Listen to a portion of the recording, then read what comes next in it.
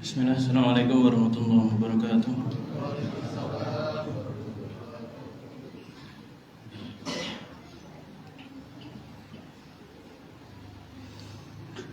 Alhamdulillahirabbil alamin wassalatu wassalamu ala asrofil anbiya'i wal mursalin wa ala alihi wa ashabihi wa man tabi'ahum bi ihsanin ila yaumiddin. Amma ba'd. Jamaah salat maghrib Masjid At-Taqwa yang semoga dirahmati oleh Allah Subhanahu wa taala. Kita melanjutkan kembali tafsir Al-Mukhtasar di ayat yang ke-282. Sebelum kita masuk di ayat tersebut, kemarin sudah kita singgung, ayat-ayat sebelumnya berkaitan dengan ayat-ayat sedekah dan ayat-ayat riba.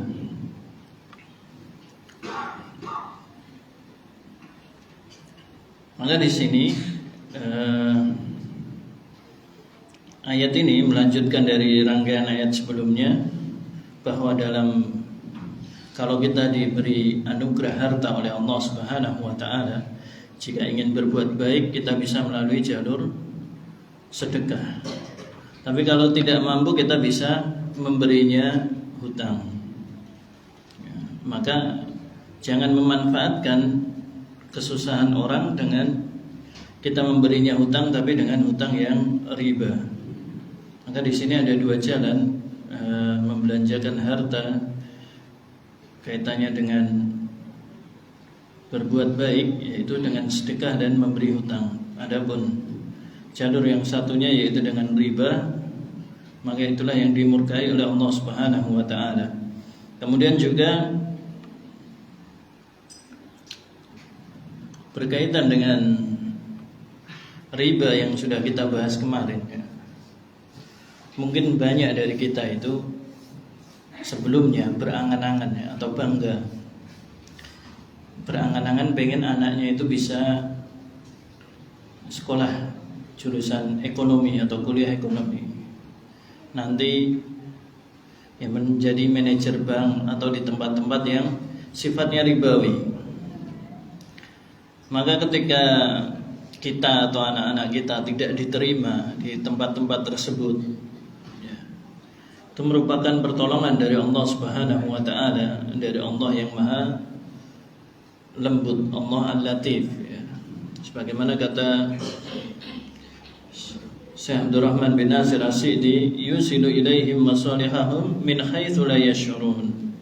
Allah mengantarkan maslahat kepada hamba-hambanya dari arah yang tidak disangka. Misalnya dengan kita ditakdirkan tidak bekerja di tempat-tempat tersebut, ya, gagal seleksi, itu bisa jadi pertolongan Allah Subhanahu wa taala kepada kita. Juga di tempat-tempat kerja yang lain yang di situ ada hal-hal yang diharamkan oleh Allah Subhanahu wa taala. Ya, karenanya di antara sifat Allah tadi atau nama dan sifat Allah adalah Al-Latif. Ibnu Qayyim menjelaskan di antara kelembutan Allah Subhanahu wa taala adalah mengantarkan hamba kepada kebaikan melalui sebab-sebab yang tidak dia sukai. Melalui sebab-sebab yang tidak dia sukai. Bisa jadi dengan putra-putri panjenengan itu tidak lolos STAN, ya, atau Sekolah Tinggi Administrasi Negara, nggak tahu sekarang namanya apa, atau di jurusan ekonomi tidak lolos masuk di BUMN, perbankan dan lain sebagainya. Itu bentuk pertolongan Allah Subhanahu wa taala, bentuk jalan kebaikan yang Allah berikan kepada kita. Kemudian juga bagi kita yang tidak dianugerahi harta yang banyak, ya, kadang orang itu bingung ketika punya uang banyak, ya. Dia mau invest kemana biar hartanya ini tidak berkurang. Dan umumnya yang paling aman adalah deposito. Maka jenengan yang saldonya itu mengharukan itu bersyukur. mau depositokan yang kecil, bunganya nggak ada itu. Jadi bersyukur dengan sebab kita tidak diberi harta yang berlimpah, itu kita tidak mikir aneh-aneh. Makanya kalau kita mengalami hal yang tidak enak, kita itu mengingat Allah itu Al-Latif, Maha Lembut. Kita kemarin sudah terangkan di antara Maha Lembutnya Allah Ta'ala, Yusuf itu gara-gara dia dibuang saudaranya, gara-gara dia dijual sebagai budak, difitnah sampai masuk penjara, itu menjadi jalan baginya menjadi menteri. Kalau Yusuf dari awal tahu dia dibuang itu jalannya jadi menteri, dia langsung mengucapkan jazakallahu khairan kepada saudara-saudaranya, makasih gitu. Ini jalan saya jadi menteri. Tapi ketika dibuang dia nggak tahu. Sama seperti anak yang dibunuh oleh Khidir. Orang tuanya itu tidak tahu kalau anak itu akan mengajak kepada kekafiran kalau hidup. Seandainya dia tahu, dia juga ketemu Nabi Khidir, itu akan mengucapkan jazakallahu khair. Anaknya sudah dibunuh, anak yang akan mengantarkan kepada kekafiran. Makanya setiap kali kita mengalami hal yang kurang menyenangkan atau syariat yang sekiranya itu berat bagi kita mengamalkannya, seperti meninggalkan riba dan lain sebagainya, itu berat ya. Maka kita mengingat Allah itu Al-Latif ya. Dengan beratnya kita itu menjadi jalan kebaikan bagi kita. Kemudian juga bagi yang mohon maaf tidak terjerumus ke dalam riba, itu hendaknya menguatkan yang masih berkutat dengan riba. Karena fitnah riba itu berat ya bagi yang mengalami. Rata-rata ujian dan fitnah itu berat bagi orang yang mengalami. Orang lain kalau memandang fitnah itu seperti perempuan ketika memandang istrinya Aziz ya, atau Zulaikha sebagian menyebutnya. Mosok gur karo pembantu tertarik loh, gitu kan. Bayangannya perempuan-perempuan kan seperti itu, gur karo pembantu. Barang weruh dhewe mereka potong tangannya. Ya seperti itu, kita melihat orang yang terjerumus ke dalam ujian ya, terjerumus ke dalam fitnah itu seperti itu. Orang lain itu melihatnya adalah gampang. Coba gitu. Kita masuk di dalamnya, belum tentu kita bisa lulus ya. Belum tentu kita bisa lulus ya. Maka kita menolong ya. Dan bagi yang mohon maaf masih terjerumus ke dalam riba, kemudian baru mengetahui, bersyukur. Mungkin sudah 20 tahun kerja, sebelumnya tidak tahu, ya sama seperti dia tidak mengapa mengambil apa yang sudah terlanjur ya. Dia sudah menikmati 20 tahun, 30 tahun dalam kondisi tidak tahu, tidak mengapa harta itu digunakan. Maka di sisa waktu ya dia berdoa kepada Allah Ta'ala supaya dimudahkan untuk meninggalkannya. Kemudian di ayat yang akan kita bahas ini, ayat ke 282,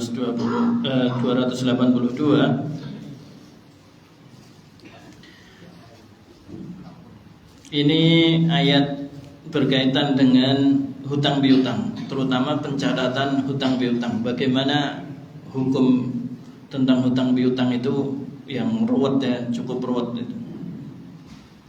Kenapa dibuat sedemikian mendetail, sedemikian rinci? Di antara hikmahnya adalah supaya tidak ada kedzaliman di belakangnya, supaya tidak ada sengketa di dalamnya. Biasanya kalau hutang piutang dari depan itu sudah engkau gampang, burine angel gitu ya. Pokoknya prinsip hutang piutang itu kalau di depan gampang, burine itu angel, ruwet gitu. Mungkin bayarnya kapan alah engkau gampang. Kita dicatat puralah gampang gitu. Burine itu ruwet biasanya. Makanya kalau dari awal sudah ruwet, maksudnya sudah ditulis dengan baik, dicatat, maka insya Allah di belakang akan mudah. Karena sesuai dengan apa yang Allah Ta'ala syariatkan ya, tentunya Allah yang akan memberikan kemudahan. Dan para ulama menjelaskan bahwasanya ayat tentang hutang piutang ini termasuk salah satu di antara arja'u ayat fi kitabillah, ayat yang paling memberikan harapan di dalam Al-Quran.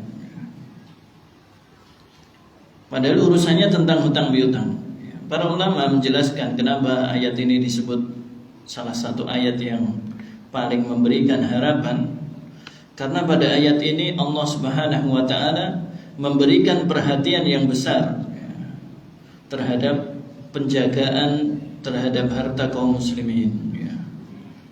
Allah memerintahkan agar hutang itu dicatat, dihadirkan saksi dan lain sebagainya, menunjukkan besarnya perhatian Allah Ta'ala terhadap harta kaum muslimin. Kalau urusan harta saja sangat dijaga, maka tentunya urusan agama, darah, kehormatan, akal itu akan lebih dijaga oleh Allah Subhanahu wa ta'ala. Dan juga ayat ini kenapa memberikan harapan besar? Ayat sebelumnya berbicara tentang sedekah. Dan sedekah itu dalam surah Al-Baqarah, ayat yang sudah kita pelajari sebelumnya, man dzalladzi yuqridullaha qardan hasanan fayudha'ifahu lahu ad'afan katsirah wallahu yaqbidu wa yabsut wa ilaihi turja'un. Siapa yang memberi pinjaman kepada Allah dengan pinjaman yang baik, maka Allah akan melipat gandakan gantinya kepadanya dengan ganti yang banyak. Dan Allah menahan serta melapangkan rizki, dan kepadanya kalian akan dikembalikan. Dalam ayat tersebut sedekah itu disebut pinjaman kepada Allah Subhanahu wa ta'ala, yang artinya pasti diganti, karena kita memberi pinjaman kepada Allah yang maha kaya dengan ganti yang berlipat ganda.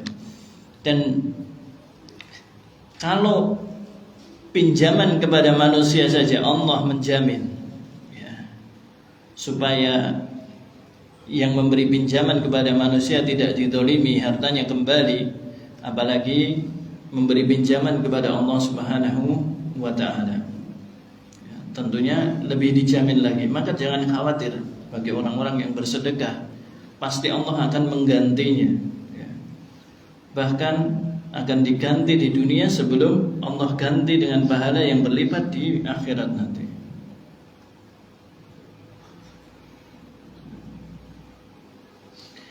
Kita masuk di ayat dari ini ya. Kita tidak langsung baca semuanya karena panjang, jadi sepotong-sepotong. Allah Ta'ala berfirman, ya ayyuhalladzina amanu idza tadayantum bidainin ila ajalin musamman faktubuh. Wahai orang-orang yang beriman, kalau kalian melakukan utang piutang untuk waktu yang telah ditentukan, ya berapa lamanya, hendaknya kalian menuliskannya. Disebutkan dalam tafsirnya di sini, ya ayyuhalladzina amanu billahi wattaba'u rasulah. Wahai orang-orang yang beriman kepada Allah dan mengikuti Rasulnya. Ya ayyuhalladzina amanu, ini panggilan kepada orang-orang yang beriman, menunjukkan bahwasanya asal dari hutang itu bukan aib, karena Allah Ta'ala gandengkan dengan panggilan keimanan. Jadi berhutang itu bukan sesuatu yang tercela. Hanya saja sebagian ulama menyebutkan asal mengikuti adab-adabnya. Di antaranya adalah dia berhutang untuk kebutuhan yang mendesak, dan dia berniat melunasinya. Dia berhutang untuk kebutuhan yang mendesak dan dia berniat melunasinya, maka itu tidak menjadi celaan. Bahkan seingat saya, Syekh Ibnu Utsaimin, beliau mengatakan siapa yang berhutang, dia sudah berusaha melunasinya, dia bekerja keras, dia berhemat untuk bisa membayarnya. Meskipun dia gagal membayarnya, Allah akan bantu dia untuk melunasinya di akhirat. Dia sudah berusaha. Maka ketika seorang berhutang, dia memang berniat untuk membayarnya. Hanya saja hutang ini tadi ya, kalau ada kebutuhan darurat. Asalnya kalau tidak ada kebutuhan, maka dilarang untuk berhutang. Allah Ta'ala alam apakah dia makruh atau haram, tapi asalnya dilarang kalau tidak ada kebutuhan. Karena Rasulullah SAW dalam hadis Uqbah bin Amir al-Juhani, diriwayatkan oleh Imam Ahmad atau Tabrani dan selainnya, dan Syalbani menghasankannya, Rasulullah mengatakan la tukhifu anfusakum ba'da umniha. La tukhifu anfusakum ba'da amniha. Janganlah kalian membuat diri kalian dalam kekhawatiran setelah kalian merasakan keamanan. Para sahabat bertanya, "Wa madzaka ya Rasulullah?" Apa yang dimaksud dengan menjatuhkan diri dalam kekhawatiran? Maka Rasulullah menjawab, ad-dain, yaitu berhutang. Maka di sini menunjukkan asalnya hutang itu tidak boleh kecuali darurat. Ini hutang karena kebutuhan ya, bukan hutang kaitannya dengan jual beli. Artinya dia berhutang untuk jatuh tempo tertentu dan lain sebagainya. Maka kalau jenengan tidak ada kebutuhan mendesak, hendaknya tidak berhutang. Tapi ini untuk mengembangkan usaha, misalnya. Maka kalau usaha itu masih bisa jalan tanpa hutang, hendaknya dia tidak berhutang. Karena prakteknya ketika ditopang dengan hutang riba, usahanya makin besar, tapi hutangnya juga makin besar. Ya, sampai nanti pada titik di mana perusahaan tidak mampu lagi membayarnya. Kemudian ayat ini juga menunjukkan bahwasanya Islam tidak hanya mengatur hubungan manusia dengan Allah Ta'ala. Dengan dikaitkannya hutang dengan keimanan, ini menunjukkan bahwasanya muamalah itu harus dibangun di atas dasar ketakwaan dan keimanan kepada Allah Subhanahu wa Ta'ala. Kemudian idza ta'amaltum bid-dain bi an dayana ba'dukum ba'dha ila muddatin muhaddadatin faktubu dzalika ad-dain. Kalau kalian melakukan transaksi hutang piutang sampai batas waktu tertentu, maka catat agar masing-masing pihak itu haknya terjaga. Dan asalnya hutang itu ada dua macam. Hutang kaitannya dengan jual beli dan hutang kaitannya dengan kebutuhan. Kalau berkaitan dengan kebutuhan, meskipun ada temponya, misalnya saya berhutang nanti bulan depan atau tanggal sekian saya lunasi gitu. Asalnya dia boleh ditagih kalau terlihat kemampuan. Misalnya baru datang ke kita ya, pinjam buat beli beras gitu, kita pinjami. Ternyata besoknya dia beli motor, itu kita tagih boleh. Itu boleh ditagih meskipun belum jatuh tempo. Adapun hutang kaitannya dengan jual beli, ini saya ambil dulu, saya bayar di bulan. Itu asalnya dia ditagih atau jual beli salam dan lain sebagainya. Jual beli yang kaitannya pembayarannya tempo, ini asalnya ditagih sesuai dengan jatuh temponya. Kalau belum maka tidak boleh. Adapun karena kebutuhan, dia pinjam karena butuh, darurat. Tentunya kalau dia punya, itu harusnya dia selesaikan hutangnya dahulu. Maka boleh ditagih meskipun belum jatuh tempo. Kemudian kelanjutan ayat, wal yaktub bainakum katibun bil adl. Dan hendaknya seorang penulis di antara kalian menuliskannya dengan benar. Ya. Di sini lamnya lam amrnya, wal yaktub. Allah memerintahkan, ya asalnya itu ditulis. Ya. Meskipun nanti jumhur ulama itu menjelaskan seperti Ibnu Abbas, Hasan al-Basri, ya, Imam Syafi'i, Imam Ahmad, Al-Qurtubi, Ibnu Katsir dan selainnya itu mengatakan hukumnya sunnah. Ya. Adapun yang mewajibkannya di sini diantaranya adalah Atha bin Abi Rabah dan Dawud al-Zahiri. Mereka menganggap wajib menuliskan hutang.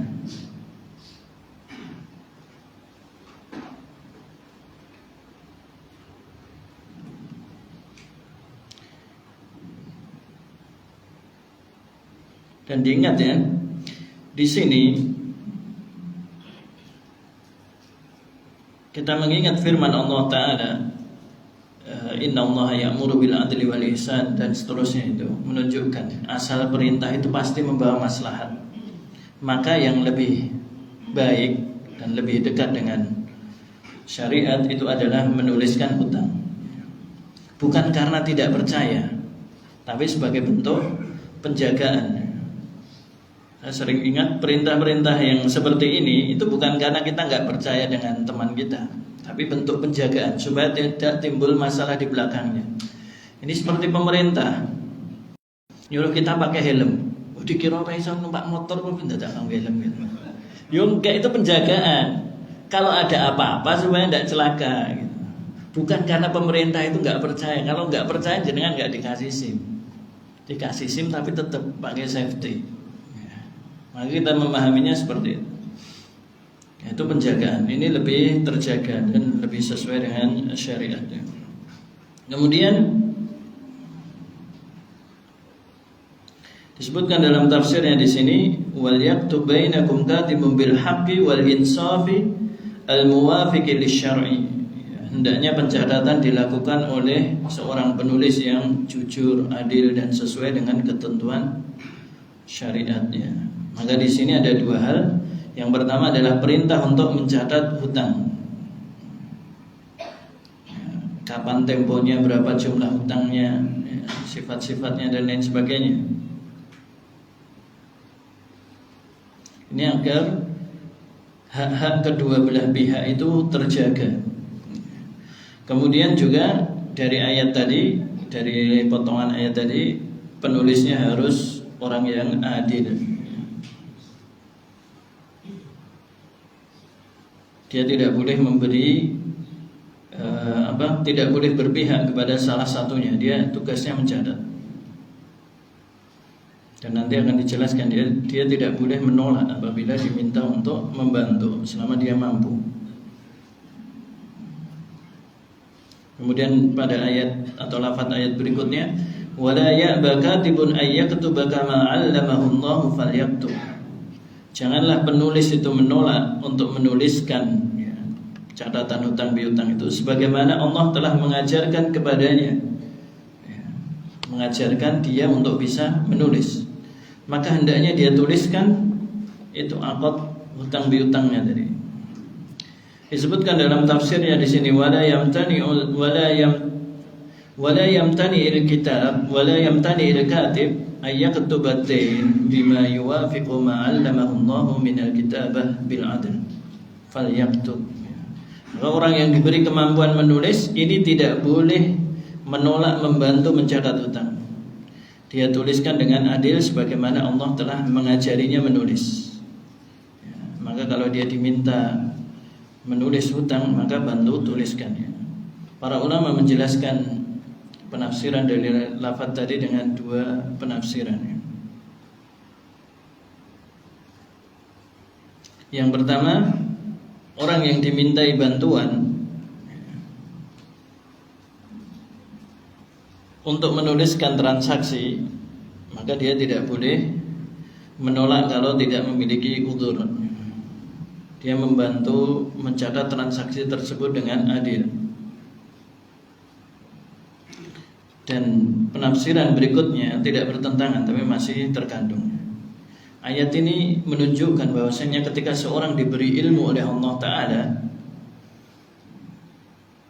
itu asalnya ilmu tersebut diberikan oleh Allah, yang memberikan dia otak atau kemampuan untuk memahami ilmu, memberikan dia jalan untuk memahami ilmu, untuk belajar, atau guru-gurunya. Itu adalah Allah Subhanahu wa Ta'ala. Maka hendaknya seorang itu tidak pelit dengan ilmu yang dia miliki. Ilmu apapun. Di sini ilmu menulis itu kan bukan ilmu fikih ya, dia. Ilmu apapun. Jadi misalnya jenengan, mohon maaf yang jadi dokter ya. Kalau ditanya itu jangan langsung diarahkan. Nanti ketemu saja di klinik. Karena kalau ketemu di masjid gratis. Tapi maksudnya gini, ketika ada memang jam kerja, tapi ketika di luar jam kerja ada orang yang bertanya, jawab nggak masalah. Kalau perlu itu punya jam khusus gratis gitu. Dia misalnya praktek jam sekian sampai jam sekian ya. Bagi yang tidak mampu silahkan datang jam sekian. Tapi tidak perlu ditulis jam 7 sampai jam 9 khusus yang tidak mampu gitu. Tidak. Maksudnya kalau punya ilmu itu diberikan. Jangan pelit terhadap ilmu yang dimiliki. Karena Allah sudah memberinya kesempatan, Allah sudah mengajarinya, sudah berbuat baik ya. Sebagaimana firman Allah Ta'ala, wa ahsin kama ahsanallahu ilaik, dan berbuat baiklah kepada manusia sebagaimana Allah telah berbuat baik kepadamu. Allah berbuat baik kepada kita dengan memberikan harta yang berlebih, maka berbuat baiklah kepada manusia. Allah membuat kita pintar, maka ajari manusia dengan manfaatkan ilmu kita. Terutama kalau yang saya lihat tidak pelit dengan ilmu itu petani. Mereka itu saling berbagi di kelompok tani itu biasanya saling berbagi. Saya kasih ini gitu. Jadi ilmu mereka saling sharing ya. Saling memperbaiki dan saling memberikan manfaat.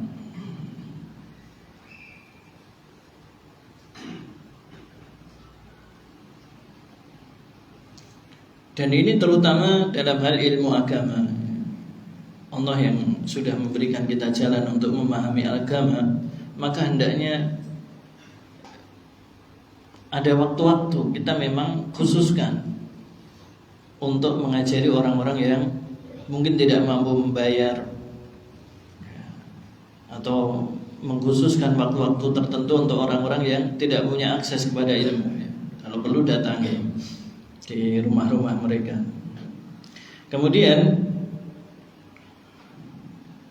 ayat berikutnya atau lafaz berikutnya, wal yumlil ladzi 'alaihi al-haqq wal yattaqillaha rabbahu wa la yabkhas minhu syai'a.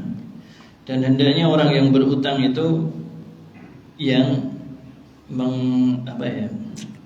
mendiktekan, dan hendaknya yang berhutang itu bertakwa kepada Allah Ta'ala, dan janganlah dia mengurangi sedikit pun darinya. Falyaktub ma yumlihi alladhi alaihi alhaq. Hendaknya pencatat atau penulis itu menulis apa yang didiktekan oleh orang yang memiliki hutang. Jadi yang punya hutang, yang berhutang, yang mengatakan saya berhutang sekian,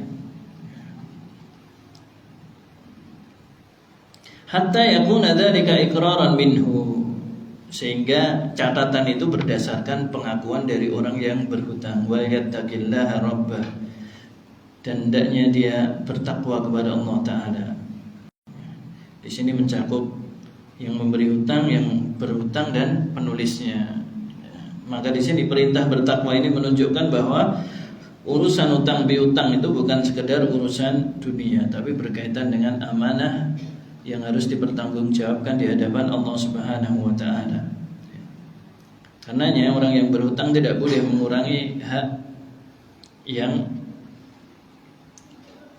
memberi kepadanya hutang. Hal jazaa'ul ihsan illa al-ihsan. Bukankah balasan dari kebaikan itu adalah kebaikan? Artinya orang yang memberi kita hutang itu, dia itu keluar harta, dia percaya kepada kita, maka hendaknya kita berbuat baik kepadanya dengan melunasinya tepat waktu, dan dia doakan, kemudian dia lebihkan kalau dia mampu dalam membayar, tanpa perjanjian melebihkan sebelumnya.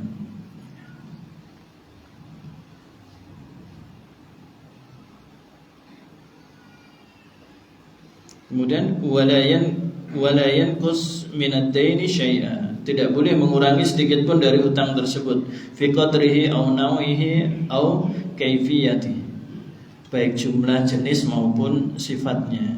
Maka orang yang berhutang ini harus jujur.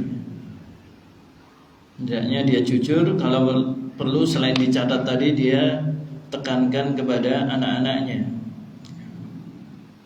Dia tekankan kepada anak-anaknya, bahwasanya saya hutang sekian, atau hutang emas sekian, dan lain sebagainya. Kemudian kelanjutan ayatnya, fa in kana alladhi 'alaihi al-haqqu safihan aw dha'ifan aw la yastati'u aw yumilla huwa falyumlil waliyuhu bil 'adl. Kalau yang berutang itu orang yang kurang akalnya atau lemah atau tidak mampu mendiktekan sendiri, maka hendaknya walinya mendiktekan dengan benar. Fa in kana alladhi 'alaihi al-haqqu la yuhsinu at-tasarruf. Kalau orang yang berutang tidak mampu dalam membuat perjanjian, atau urusan hutang piutang ini, Au kana dha'ifan li sigharihi au jununihi. Bisa jadi karena dia masih kecil atau mengalami gangguan akal. Au kana la yastati'u al-imla li kharasihi wa nahwi dzalik. Atau dia tidak mampu mendiktekan sendiri karena bisu atau yang semisalnya. Falyakum bil imla anhu waliyuhul mas'ul anhu bil haqqi wal insaf. Maka walinya yang bertanggung jawab, ya, hendaknya mendiktekan dengan jujur dan adil. Dia tidak boleh mengurangi atau menambah isi transaksi demi kepentingan siapapun. Di sini menunjukkan bahwasanya ada satu iskal, karena apakah boleh orang gila dan anak kecil itu berhutang? Orang gila dan anak kecil boleh tidak berhutang? Kalau dhahir di sini dibolehkan. Tetapi sebagian ulama mensyaratkan kalau nominalnya itu besar, maka harus ada walinya, wali dari si anak ini yang dia mengerti, supaya anak ini hutang itu tidak dirugikan, tidak dirugikan. Ya, misalnya si anak ini dia butuh untuk pendidikan, dia punya tanah warisan. Dia punya tanah warisan gitu. Jadi ada walinya ketika dia berhutang dengan nominal yang besar. Adapun kalau hutangnya kecil, misalnya hanya 1.000 2.000 gitu ke warung gitu, dia langsung beli, nanti abiku yang bayar gitu. Itu boleh. Karena dia nominalnya kecil. Dia tidak terlalu teranggap. Tapi kalau besar, ini boleh dengan syarat ada wali yang mengetahui urusan ini. Jadi dia tidak ditipu. Adapun secara hukum konvensional saya tidak paham, karena bisa jadi itu tanah warisan atau rumah warisan, ya, dimanfaatkan orang untuk dianggunkan, ya, dijadikan agunan dalam berhutang. Ini kalau hukum konvensional saya nggak tahu apakah sah atau tidak, ketika anak itu diwakili oleh walinya atau orang yang gila. Dia punya aset banyak, warisan mungkin, dijadikan agunan, ya, ada walinya. Wallahu ta'ala alam. Ini perlu pembahasan tersendiri berkaitan dengan hukum konvensional dan hukum secara syar'i. Kemudian wastashhidu syahidaini min rijalikum, dan bersaksikanlah dengan 2 orang saksi laki-laki di antara kalian. Wadlubu syahadata rajulaini aqilaini adilain. Mintalah 2 orang laki-laki yang berakal dan adil untuk menjadi saksi dalam transaksi tersebut. Saksi ini bertujuan agar kedua belah pihak nanti ketika muncul perselisihan, ya, maka dengan adanya saksi ini akan lebih mudah untuk diselesaikan. Kemudian kelanjutan ayat, fa illam yakuna rajulaini farajulun wa mar'atani mimman taradawna minasy-syuhada'i an tadilla ihdahuma fatudzakkira ihdahuma al-ukhra. Kalau tidak ada saksi 2 orang laki-laki, boleh 1 laki-laki dan 2 perempuan yang kalian ridhoi sebagai saksi, ya. Agar kalau salah seorang lupa, ya, dari perempuan itu, yang satunya akan mengingatkannya. Disebutkan dalam tafsirnya di sini, fa illam yujad rajulani fastashhidu rajulan wa mar'ataini tardawna dinahu wa amanatahu hatta idza nasiyat ihdahuma dzakkaratha ukhtuha. Kalau tidak ditemukan 2 laki-laki sebagai saksi, maka cukup 1 laki-laki dan 2 perempuan. Sehingga kalau yang satu lupa, yang satu bisa mengingatkan, ya. Tapi diingat, ya, meskipun 1 laki-laki bisa diwakili 2 perempuan, ya, perempuan kan dalam hadis dia setengah agamanya, setengah akalnya. Makanya kalau jadi saksi butuh 2 orang. 1 laki-laki itu diwakili dengan 2 orang perempuan.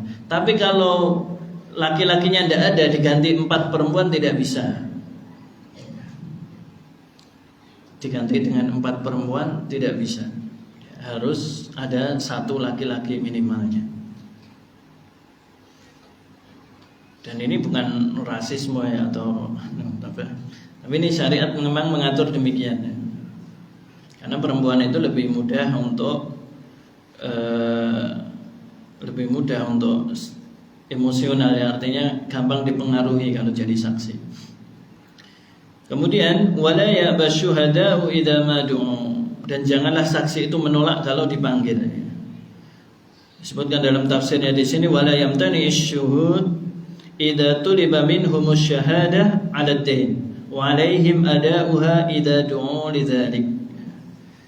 Para saksi ini tidak boleh menolak kalau diminta jadi saksi, dan mereka wajib memberikan kesaksian ketika dipanggil. Ini asalnya tidak boleh menolak.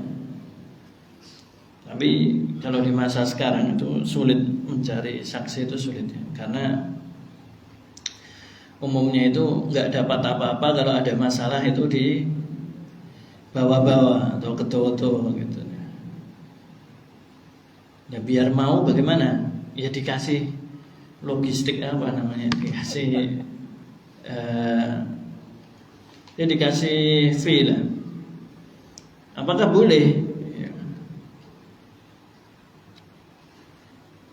Di sini ada beberapa pendapat.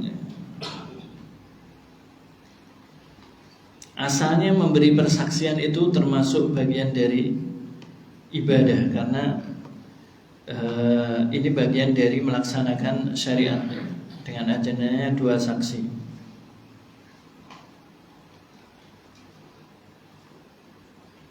Maka kalau dia dibayar untuk memberikan kesaksian, asalnya tidak boleh. Kalau dia dibayar untuk memberikan kesaksian tidak boleh. Karena persaksian itu harus dia keluarkan ya. Karena Allah Ta'ala berfirman wala taktumus syahadah di ayat berikutnya. Tidak boleh menyembunyikan persaksian. Tapi kalau dia diberikan pengganti ya, diberikan uang bukan sebagai bentuk, kalau kamu mau memberikan persaksian kamu tak kasih ini, itu tidak boleh. Tapi kalau ini transport untuk ke sana dan makannya, itu baru diperbolehkan. Jadi sebagai ongkos perjalanannya, biaya transportasi, makan ya. Kemudian dia kalau dia itu apa, pekerjaannya itu harian ya. Jadi kalau dia kerja hari itu untuk makan esok hari, maka dia boleh mengambil upah di situ. Upahnya bukan upah persaksiannya, tapi kompensasi waktu, transport dan makannya. Jadi dia dibayar bukan karena persaksiannya, dia dibayar karena waktunya dia tidak bisa bekerja. Sebagaimana di ayat berapa itu yang orang yang dia tidak meminta-minta, tapi dia terhalang dari bekerja, seperti orang yang berjihad, orang yang menjadi imam di masjid atau menjadi guru agama. Dia terhalang dari pekerjaan karena ketaatan kepada Allah Ta'ala. Maka yang seperti ini boleh diberikan untuknya ya. Dan itu bukan sebagai biaya persaksian, tapi kompensasi dari waktu yang harus dia tinggalkan dari bekerja, kemudian ongkos perjalanan, transportasi dan lain sebagainya. Kemudian kalau dia diberi, siapa yang memberi? Apakah yang memberi hutang atau yang kreditur atau debitur ya. Maka asalnya itu patungan antara kreditur dan debitur, supaya saksi ini tidak berat sebelah atau tidak menyebabkan condong kepada salah satunya. Kemudian saksi tidak boleh mengambil fee tadi kalau itu akan mengubah kecondongannya ya, dia menjadi berpihak kepada salah satunya, maka ini tidak boleh. Maka dari sini simpulannya saksi itu boleh diberi ya, tapi bukan bayaran dari persaksiannya, tapi kompensasi dari transportasi dan waktu yang hilang. Kemudian juga bayaran itu tidak boleh membuat dia condong atau berat sebelah ya.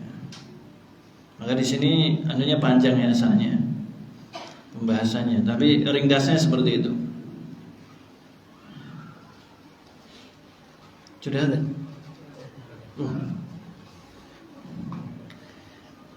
Ya sudah, dan kita akhiri dulu berkaitan dengan hutang piutang ini. Yang jelas yang punya hutang segera dibayar mohon kalau punya kemampuan. Demikian kurang lebihnya, saya mohon maaf. Assalamualaikum warahmatullahi wabarakatuh.